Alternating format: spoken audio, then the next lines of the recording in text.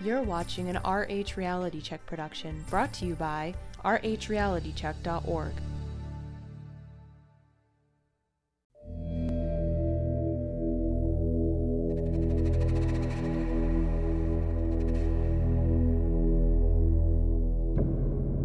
In May 2003, I was sentenced to the Arkansas Department of Corrections for credit card fraud and hot checks. I was 30 years old at the time.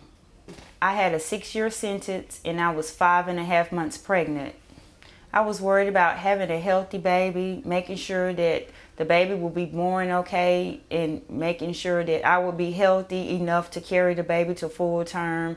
I went to the infirmary and reported to them that I was having labor pains. They timed my contractions and told me that they had to be 2 to 3 minutes apart. At that time, they were 6 to 7 minutes apart, so they sent me back to my barrack. And once the contractions got close enough according to policy, I was transported to Newport Hospital. And once I arrived at the delivery room, the labor room, I was shackled. My feet were shackled to the bed, the metal post of the bed, and my hand was shackled to the IV rail. I asked for the chains to be removed. I asked for pain medicine, and I even asked, my pains were so tremendously, I asked for a cesarean. I didn't have any pain medicine. The only thing I was given was 2 Tylenol. When the nurses came in, the guard would remove the chains, but as soon as the nurses would leave out of the room, the guard would shackle me back. So within a 2 to 3 minute period, once they check me and go chart the notes, the guard would put the chains back on me. And I felt that the guard somehow was trying to teach me a lesson of being pregnant and being in prison. They unhooked the chains for me to deliver the baby, the handcuffs and the shackles. Once I delivered the baby, they reshackled me. You're telling me that in the 24 to 48 hours they allow you to be with the baby, you are shackled. Shackled. That's the part that makes me crazy. Officer Terinsky is in there the whole time with a gun, okay? So now you have a woman who's delivering a nearly 10-pound baby, and there's an officer with a gun standing by. What's the chain for? Why do they need to chain her? I can't wrap my mind around that.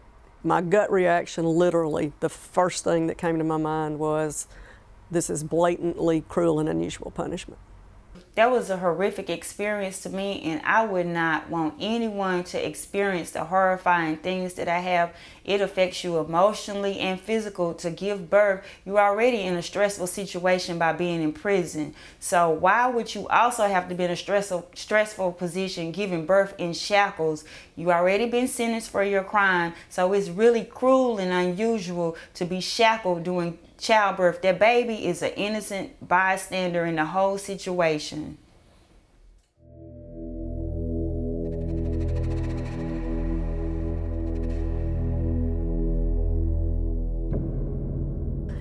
Now, pregnant women are able to be placed on trustee status. They're given some kind of a job or some kind of an alteration in their status so that they become trustees. And then the policy says that if you are a trustee, you need not be shackled or handcuffed. They now have entered into an agreement with the teaching hospital that all their pregnant prisoners go for their care to UAMS, which is a top flight hospital. So I think currently pregnant prisoners in Arkansas are getting great medical care through UMS.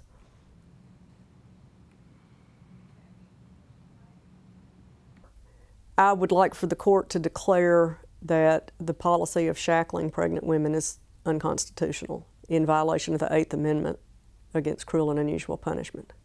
I told the 3-judge panel when I argued the first time at the 8th Circuit, I said, look, y'all don't know because they're all men. And I said, but I can tell you, every woman I know who gets to the final stages of labor and delivery would happily get up and run off if she could. I've been there, but you can't. You can't go anywhere.